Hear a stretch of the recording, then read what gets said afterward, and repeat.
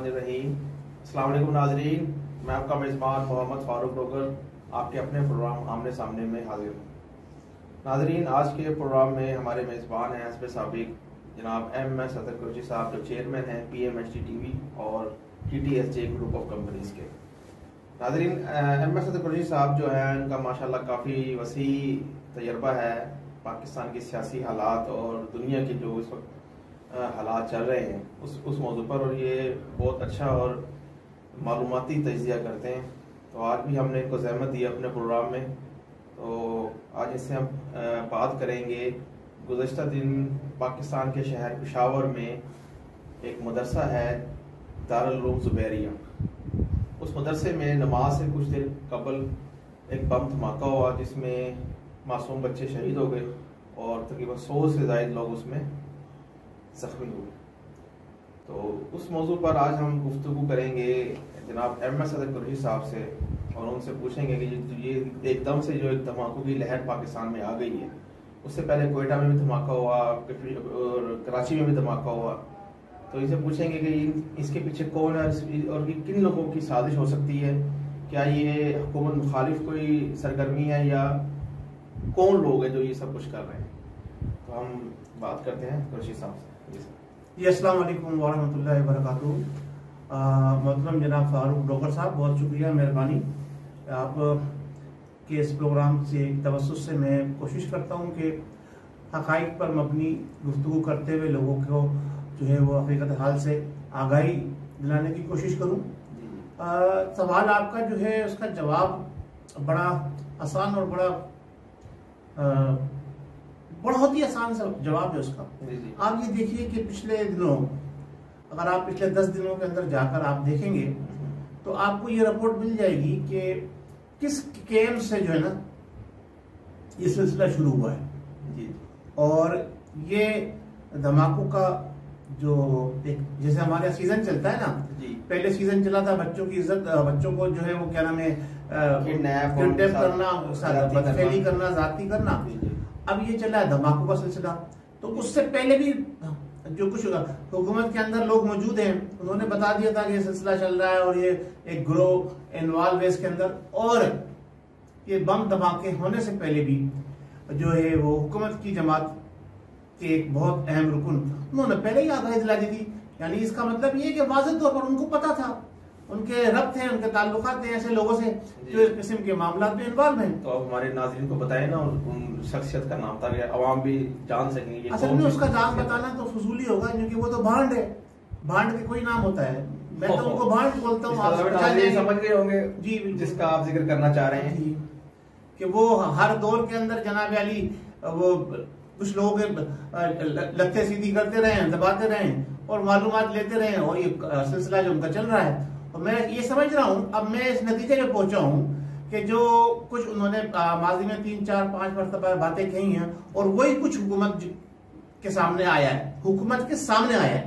मैं हुकूमत को इल्जाम नहीं दे रहा हूँ, वही कह रहा हूँ वही कुछ हुकूमत के सामने आया है। यानी इसका मतलब ये है कि वो जो वजारत उस्मा पे कायम है वो हुकूमत को ब्लैकमेलिंग की वजह से कायम है कि उनके ताल्लुकात दहशतगर्दों से हैं, उनके ताल्लुकात ऐसे लोगों से हैं जो मुल्क को नुकसान पहुंचाने के दर पर हैं। जब भी उनके पास इत्तला आती रहती हैं और वो आवाम तक पहुंचाते रहते हैं और हुकूमत को शर्मिंदा होने का एक नया एक टॉपिक भी देते रहते हैं, नया बहाना देते रहते हैं कि आवाम के सामने हुकूमत जलील हो गई। हुकूमत को पहले से पता था कि ये धमाके होने जा रहे हैं, लेकिन हुकूमत ने कोई इक़दाम नहीं किया जिसकी वजह से इतना नुकसान हुआ। अब तो हुकूमत को फिर इसका नोटिस लेना चाहिए कि ये जो जनाब मिनिस्टर साहब हैं ये हमेशा से ही हुकूमत के लिए शर्मिंदगी का बाइस बन रहे हैं, और मुझे नहीं समझ आ रहा है कि उनको पता कैसे लग जाता है। अब तो मुझे भी कंफ्यूजन होनी शुरू हो गई है कि वो आते हैं मीडिया पर और कहते हैं मैंने 5 मिनट बात करनी है। एक उनका ये बड़ा मशहूर फिक्रा है कि सिर्फ 5 मिनट। अब 5 मिनट में वो 5 के 5 मिनट सिर्फ पेशेंट गोइयों में कर देते हैं। और भाई पेशेंट गोइयों क्यों कर रहे हो, उसका कुछ जवाब काम क्या है भाई? आप कौन होते हैं आपको ये करने वाले? आप ये बताइए कि ये क्या हुकूमत ने तमाशा लगा रखा है?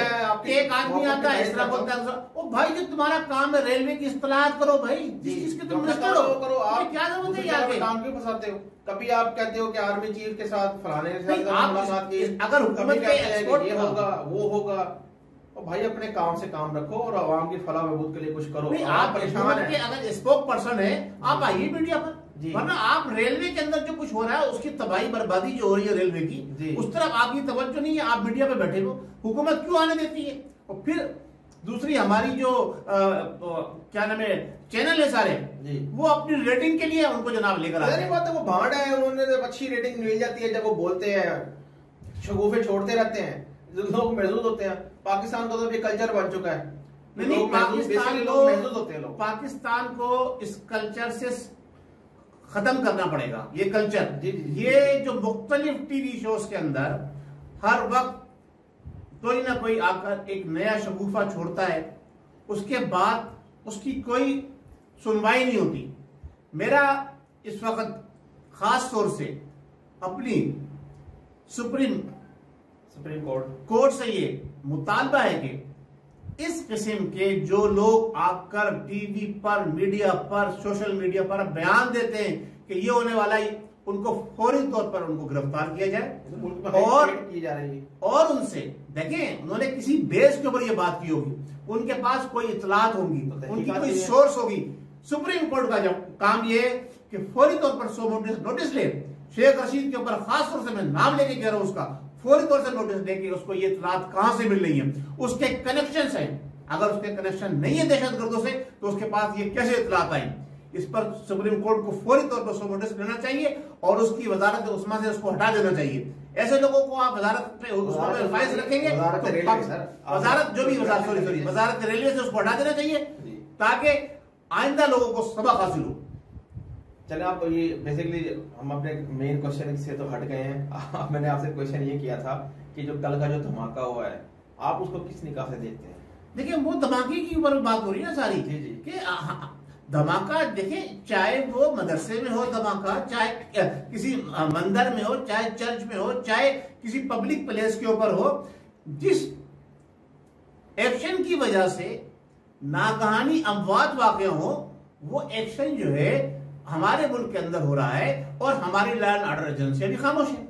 दूसरा सवाल अब आता है कि जब शेख रशीद साहब ने एक जो बहुत बड़े भांड है, उन्होंने ये भांडा फोड़ दिया था कि जनाब ये धमाके होने वाले हैं, तो हमारी लॉ एंड ऑर्डर एजेंसियां क्यों खामोश रही, सो रही थी, वो क्यों सो रही थी?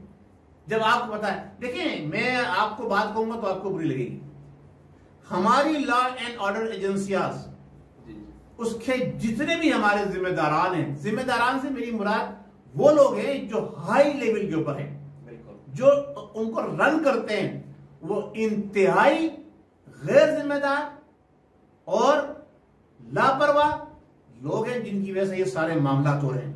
दुनिया भर में आपकी लॉ एंड ऑर्डर एजेंसीज का लोहा माना जाता है, नंबर 1 आती हैं, लेकिन जब कहते हैं चिराग तले अंधेरा है, अपने मुल्क के लिए क्या कर रहे हैं बताइए? आवाम को क्या रिलीफ मिल रहा है? अपोजिशन के पीछे लगेगा, मुझे तो लगता है आजकल बस सबने एक वतीरा बनाया हुआ है हुकूमत को प्रोलॉन्ग करने के लिए, हुकूमत को चलाने के लिए। क्योंकि देखिए ये हुकूमत, इसके पास ना कोई प्रोग्राम है, ना कोई जनाब इसके पास कोई ढंग का इंसान है। हुकूमत के पास कोई ढंग का इंसान नहीं है कि जिसको वो अपना स्पोक पर्सन बना सके, जिसको वो सामने लाकर जनाब अली कोई वजारत चला सके। किसी एक वजारत के अंदर कोई अगर 2.5 साल के अंदर अच्छा एक कोई काम हुआ तो बता दीजिए। अब तो ये महसूस होना शुरू हो गया नाज़रीन कि जैसे पाकिस्तान में हुकूमत नाम की कोई चीज ही नहीं है। सर 450 अरब 1.5 साल के अंदर महंगाई की वजह से 450 अरब का तखमीना लगाया है सर्वे करने वालों ने कि 450 अरब रुपए आवाम के ऊपर बोझ पड़े हैं, उन्होंने महंगी चीजें खरीदने की वजह से। डिफरेंस 4,000 रुपए का एक गरीब बंदे का बिजली बिल आता है, बिजली का बिल 4,000 रुपए का, उस 4,000 रुपए में 2,500 रुपए कम बता रहे हैं सर। मैं जो बिल्कुल एक बल्ब एक पंखा जिसमें नॉर्मल गरीब बंदे की बात कर रहा हूं। अब उस 4,000 रुपए के बिल में 2,500 टैक्स है, उसके बावजूद हुकूमत कहती है पैसे नहीं मिलता। अभी देखिए इन्होंने कितना जुल्म किया हुआ है। अभी इन्होंने टीवी लाइसेंस की फीस डाली हुई है। अब काफी लोगों के घर में टीवी ही नहीं है, तो ये तो ज्यादती है सर। जाती इसको जाती ना कहें, ये जुल्म है। नहीं, इसको जुल्म भी ना कहें। ये हुकूमत को जो ना आप जो है अवाम से हुकूमत, जी अवाम से हमारी हुकूमत, और सारा नजला फिर जाएगा प्राइम मिनिस्टर की तरफ। जी जी क्योंकि ये वो प्राइम मिनिस्टर है जिन्होंने 2 रुपए बढ़ने के ऊपर बिजली के बिल जलाए थे। जी सही है, 5 रुपए बढ़ने के ऊपर। और मेरे भाई आप खुद सोचो कि आप क्या कहकर यहां आए थे और आप क्या कर रहे हो, आपके दौर में क्या हो रहा है। बिल्कुल ऐसे आपके दौर के अंदर जो कुछ हुआ है इस 2.5 साल के अंदर, मैं ये कहता हूं इतना कुछ हो गया है कि पिछले तमाम 70 सालों का रिकॉर्ड तोड़ चुका है। सिर्फ 2.5 साल के अंदर 450 अरब रुपए अवाम ने एक्स्ट्रा दिए हैं। जो रेट था वो अपनी जगह पर है, एक्स्ट्रा दिए हैं महंगाई की बढ़ने की वजह से। महंगाई, जबकि अगर रेशो देखा जाए, श्रीलंका, इंडिया, बांग्लादेश, पाकिस्तान, ये एक रीजन बनता है। जी जी वहां पे महंगाई बढ़ी है, लेकिन उस बढ़ाई जितनी बढ़ी है उसकी डबल पाकिस्तान में बढ़ी है। वहां पे महंगाई जितनी जिस महीने में बढ़ी है, पाकिस्तान में उससे डबल बढ़ी है। ये क्या हो रहा है? अब देखिए, अभी जो कल का जो वाकया हुआ है, जी, जो मासूम बच्चे, क्योंकि बच्चे बेसिकली मदरसे गए हों या स्कूल गए हों, सॉफ्ट टारगेट होते हैं दहशतगर्दों के लिए। तो देखिए, उन लोगों ने बड़ी आसानी से एक मदरसे पर अटैक किया।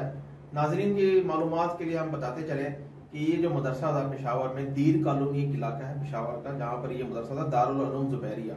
और ये जो मदरसा है, ये जनाब मौलाना समीउल हक शहीद, जो मदरसा हक्कानी, उनका जो मदरसा है कोड़ा खटक में हक्कानी है, ये उससे वाबस्ता एक मदरसा लिंक है। और इसमें बड़े गरीब बच्चे और ज्यादातर खैबर पख्तूनख्वा के ही जो बच्चे थे, गरीब अवाम वही पढ़ते थे। तो उनको ये निशाना बनाया गया। अब ये निशाना किस चीज से तवज्जो हटाने के लिए बनाया गया है, इस मौजू पर हमने अभी ये जो आज का प्रोग्राम रखा है, और हम अतर साहब से पूछेंगे, देखिए आया ये एक दुश्मन की चाल है या फिर ये एक तवज्जो हटाने के लिए एक सॉफ्ट कॉर्नर चूज किया गया है? देखिए, मैं आपको माजी में भी बता चुका हूं, जी जी, और आज फिर उस बात को, आपने सॉफ्ट कॉर्नर की बात की तो फिर मैं दोहरा दूं कि एपीएस, सानिया आईपीएस, जी जी बिल्कुल, सानिया आईपीएस जो था वो इमरान खान को रिलीफ दिलाने के लिए क्रिएट किया गया, वरना किसी की मजाल नहीं है कोई परिंदा आगे पर मार दे हमारे मुस्तनद इदारों की मौजूदगी में कहीं पर आके। इसी तरह के और बहुत सारे वाकयात होते रहे हैं। अब इस वक्त जो करंट इशू चल रहा था, और वो हॉट इशू ये था कि जनाब अली के मुत्तहदा अपोजिशन पे दर पे कामयाब जलसे करते जाए, हुकूमत कुछ भी कहे, हुकूमत चाहे उन्हें जलसिया कहे या उन्हें तितलियों का समंदर कहे, जो भी कुछ कहे, 3 जलसे मुत्तहदा अपोजिशन ने किए, और मेरे हिसाब से वो तीनों जलसे बड़े कामयाब रहे। अब उस जलसे का रुख मोड़ने के लिए हुकूमत कोई ना कोई तो चीज सामने लानी थी उसको। ये ट्रेंड लेकर आई सामने कि जनाब बम धमाके शुरू हो रहे हैं, और दूसरी तरफ कोरोना वायरस का इशू दोबारा खड़ा किया जा रहा है, ताकि इस दोनों चीजों की आड़ लेते हुए जलसे जुलूस पर पाबंदी लगाई जाए। और यह वतीरा रहा है माजी के अंदर भी कि जब, और मैं आगे बढ़ के बात कह रहा हूं, ये मेरी बात आप सेंसर मत कीजिएगा, इसे जाने दीजिएगा ऑन एयर, कि जब हमारे chief of the army staff को एक्सटेंशन लेनी थी तो आपने देखा था सरहदों पर मैदान गर्म हो गया था, और ऐसा महसूस हो रहा था कि आज इंडिया पाकिस्तान की जंग शुरू हुई, कल इंडिया ने पाकिस्तान पे हमला करना है, और हम जो है वो तबाह बर्बाद हो जाएंगे अगर हमने अपना chief of the army staff तब्दील कर दिया। क्योंकि बाकी तो जितने भी लोग हैं हमारी मुसल्लह अफवाज के अंदर, उनमें कोई सलाहियत है ही नहीं, सिर्फ ये एक फर्द वाहिद रह गया था जिसमें सलाहियत थी, और ये हमारी एजेंसियों को लेके आगे चल सकता था। अब फिर दोबारा इस किस्म का इशू आया है, और इस इशू को पर्दा डालने के लिए फिर ये बम धमाकों का सिलसिला शुरू किया गया है, ताकि अवाम को जनाब अली जहां कोई मसला आता है एक्सटेंशन की या दूसरी चीजों की बात का, अवाम का तवज्जो हटाने के लिए कि जी लॉ एंड ऑर्डर एजेंसियों की अशद जरूरत है, ये सारे खेल खेले जाते हैं। इसकी एक जिंदा मिसाल मैं आपको देता हूं कि 30 साल हो गए, 30 साल पाकिस्तान के एक ऐसे शहर जो पाकिस्तान की रीढ़ की हड्डी की हैसियत रखता है, आपने रेंजर वहां भेजी, नाम की रहते शहर कराची की, कि आपने वहां सिंध की के लिए पूरे सिंध में भेजी, रेंजर भेजी कि लॉ एंड ऑर्डर की सिचुएशन को कंट्रोल किया जाएगा। वहां से दहशतगर्दी को मिटाया जाएगा, वहां से मोबाइल स्पेसिंग को मिटाया जाएगा। सर उन्होंने तो बड़ा अच्छा काम किया रेंजर्स ने। आप ये बात तो ना कहें, पाकिस्तान जो रेंजर्स है उन्होंने सफाया किया है दहशतगर्दों का और ये जो भत्ताखोरों का। तो कराची के तो हालात बहुत बेहतर हो गए थे। तो मैं तो समझता हूँ कि आप रेंजर्स ने अच्छा काम किया है। बाकी आपका अपना तजिया आप कर सकते हैं। सर जो मैंने देखा है वो मैं आपको बता रहा हूँ। जी बताइए। अब रेंजर्स की वहां छावनियां बन गई हैं। रेंजर्स के बड़े बड़े वहां पर जनाब अली क्या कहते हैं प्रोजेक्ट शुरू हो चुके हैं। तो रेंजर वहां पर अमन कायम करने गई थी या वहां प्रोजेक्ट बनाने गई थी? ये बड़े बड़े नहीं, मैं जो बात करूं बात पूरी करने दीजिए। नहीं, मुझे बात पूरी करने दीजिए। क्या रिलीफ मिला है? क्या मोबाइल स्नैचिंग बंद हो गई? दहशतगर्दी बंद हो गई? टारगेट किलिंग ना इतने बड़े शहर बात कर रहे हैं। टारगेट किलिंग बंद हो गई? 2-4 वाकयात की बात नहीं है। आप जो क्राइम स्केल की डिस्क उठा के देखें, आपको रोजाना शहर कराची से सैकड़ों के हिसाब से मोटरसाइकिल छीनने की वारदातें मिलेंगी। आप रोजाना सैकड़ों के हिसाब से मोबाइल छीनने की वारदातें अभी भी मौजूद हैं। जी। अब वो बात अलग है कि गवर्नमेंट अपना नाम खराब ना होने की वजह से उसको रिकॉर्ड पर नहीं लाती है। अच्छा, इसके बावजूद कत्ल भत्ताखोरी क्या बंद हो गया? अगर आपने आंखें बंद कर ली हैं तो बात अलग है, सब कुछ जारी है। फिर दूसरी बात ये कि वहां एक काम करने हमारी रेंजर गई थी, वो काम कितने दिन में कंप्लीट होगा ये बताइए? वो तो काम अभी जारी रहेगा ना। काम जारी जब तक पाकिस्तान जारी रहेगा, जब तक पाकिस्तान कायम रहेगा। हमारा नहीं, दुनिया में किसी भी मुल्क के अंदर आप ये बता दीजिए कि साल 6 महीने अगर कोई इमरजेंसी की सूरत आती है तो हमारे जो लॉ एंड ऑर्डर एजेंसियों के लोग हैं वो आके वहां कंट्रोल से बात है। तो अगर ये काम सारा आप नहीं करना है तो फिर पुलिस के महकमे को खत्म कर दीजिए। और आपके होते हुए वहां बम दबा के हो रहे हैं। भाई ये कैसा आपने जनाब अली एक तरीके का अख्तियार किया हुआ है? जब आप मौजूद हैं बम दबा के कैसे हो रहे हैं जनाब? ये सोचे जरा सा। ये सब कुछ जो है ये आप ये कहते हैं ना क्रिएट किया जा रहा है। जी जनाब, ये क्रिएट किया जाता है। ये अपने पसंद के और लोगों को मौका फराहम करने के लिए, उनको रिलीफ दिलाने के लिए ये सारे मामला किए जा रहे हैं। वरना ऐसा नहीं होता। कराची में एक दफा नहीं कई मरतबा अमन कायम हुआ है, लेकिन जब रेंजर्स को वापस जाने का वक्त आता है फिर से बम धमाकों टारगेट किलिंग का सिलसिला शुरू हो जाता है, मैदान गर्म हो जाता है, फिर उसको एक्सटेंशन मिल जाती है। अच्छा, दूसरी आपसे चले, आपका ये तजज़िया आपने किया, आवाम ने सुन लिया ना, हमारे नाज़रीन ने इंशाल्लाह कमेंट्स में अपना हमें मुशरों से आगाह करेंगे।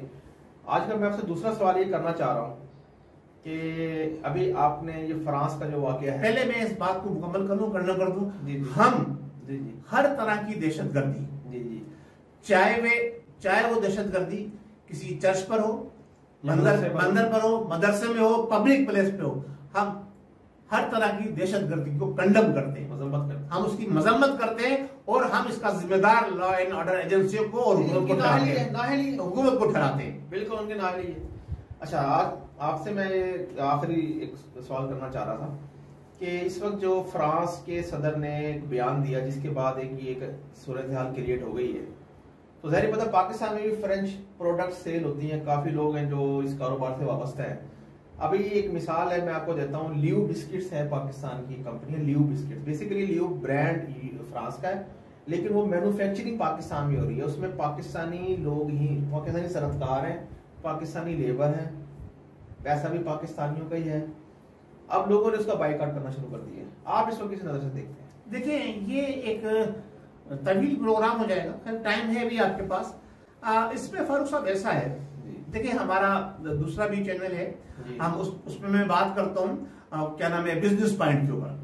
तो वहां मैं तफसील से इस सिलसिले में बता भी चुका हूँ और आप नाज़रीन से भी कहूंगा कि आप वहां आप जाके देखें PMHG TV, वहां पर हम बिजनेस पॉइंट में स्मॉल बिजनेस को प्रमोट करते हैं, उस पर मैं बात करता हूँ। वहां मैंने बहुत सारी चीजें पेश की है इस हवाले से। आप बिजनेस के हवाले से बात करते हैं, बिजनेस के हवाले से मैंने बहुत सारी चीजें, तो वही बता रहा हूँ ना। आप कह रहे हैं कि जी आप वही जो करंट अफेयर्स पे बात कर रहे हैं, आप जो ये कह रहे हैं ना कि जो सूरत हाल है इसके अंदर जो है वो क्या करना चाहिए।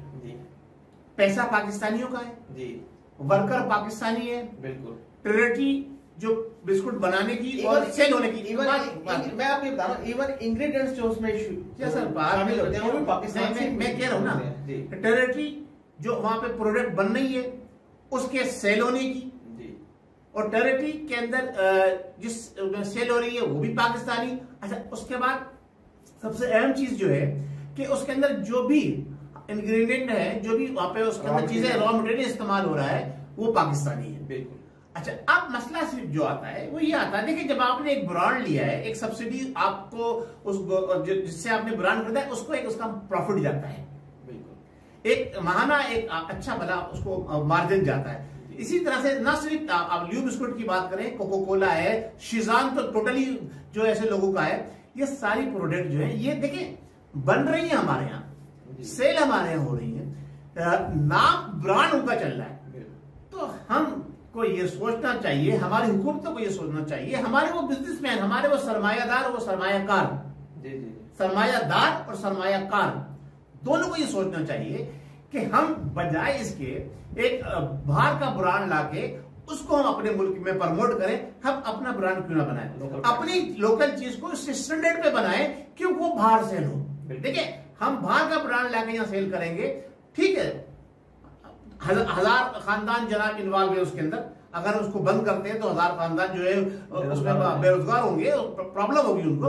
लेकिन आप ये भी सोचें कि जो महाना और सालाना इनकम उनको जारी है वो कितनी है, वो तो लाखों करोड़ों में होगी। तो फिर उसका सद्देबाब होना चाहिए, ठीक है, एकदम नहीं।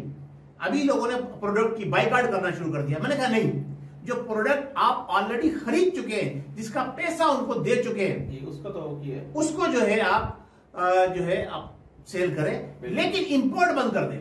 बिल्कुल, इंपोर्ट जो है आप फौरी तौर पर बंद करें, तो इंपोर्ट जो है आप वो फौरी तौर पर बंद कर दें। और दूसरा, मैंने ये आप अपने प्रोग्राम में, पता नहीं आपके प्रोग्राम में या उस प्रोग्राम में, मैंने ये बात कही थी कि फ्रांस और यूरोप हर 2-3 साल बाद ये सिलसिला शुरू करता है। ये इस पर हमारी हुकूमत को बड़ा गौर खोज करना चाहिए और फ्रांस से अपना सिफारती ताल्लुक खत्म करना चाहिए, और उस तक सिफारती ताल्लुक खत्म करने का तरीका भी मैंने बताया, बदल कर देना चाहिए, बिल्कुल तरीका भी बताया।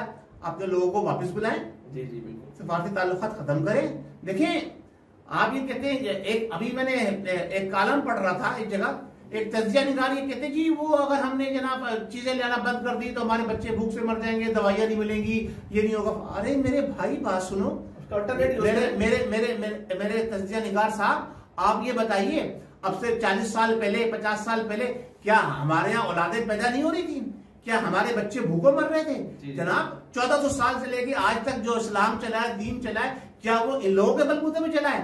हमने तवक्कुल अल्लाह पे जब किया है ना, तो 36 मुल्कों ने अफगानिस्तान के ऊपर हमला किया था मिलकर सुपर पावर्स ने, उसको शिकस्त हुई है, घुटने टेके। अगर हम आज भी, हमारे पास डॉक्टर अब्दुल कदीर जैसे और बहुत सारे लोग मौजूद हैं जो बैरूनी दुनिया में चले गए, हमारी हुकूमत ने उनको फैसिलिटीज प्रोवाइड नहीं की है। हमारे आरफा सिद्दीका पैदा हुई थी, लेकिन बात हाँ जी, तो वो अब अगर आपने अपने ऊपर खुद नसारी का काम करना है तो आप तरक्की करेंगे। जिस तरह से जापान ने की खुद नसारी, जिस तरह से चीन ने की, और आज वियतनाम भी आपके बराबर आके खड़ा हो गया है। बांग्लादेश जो कल आपसे जुदा हुआ था, उसकी इकोनॉमी आपसे बहुत ज्यादा मजबूत है। सिर्फ उनकी असल में देखें ना, एक्सपोर्ट्स उनकी बहुत अच्छी हैं, तो आप एक्सपोर्ट जब भी करेंगे ना, चले इस पर एक सेपरेट प्रोग्राम रख लेंगे, हमारे प्रोग्राम का टाइम खत्म हो जाता है। तो हम फ्रांस में होने वाले वाकये को मुकम्मल तौर पर कंडम करते हैं। ये आलम इंसानियत की तस्लील है। बिल्कुल, मुसलमानों की तो जनाब अली रूह कांप गई है, लेकिन ये आलम इंसानियत की तस्लील है जो फ्रांस में हुआ है। हमें चाहिए कि ना सिर्फ मुसलमान और दीगर मज़ाहिब के लोग भी फ्रांस से अपने ताल्लुकात को इस्तेमाल करने पर सोचे और गौर करें। चलिए ठीक हो गया, ठीक है नाज़रीन, मुझे मोहम्मद फारूक डोगर, नुमाइंदा खसूसी रोज़नामा पाकिस्तान मलेशिया, और जनाब एम सदर कुरैशी साहब, chairman PMHT TV and chairman TTSJ group of companies को इजाज़त दीजिए। इंशाल्लाह अगले नेक्स्ट प्रोग्राम में हम मज़ीद मौज़ूआत पर गुफ्तगू करेंगे। अपने कमेंट से ज़रूर आगाह कीजिएगा। तब तक के लिए इजाज़त। पाकिस्तान जिंदाबाद।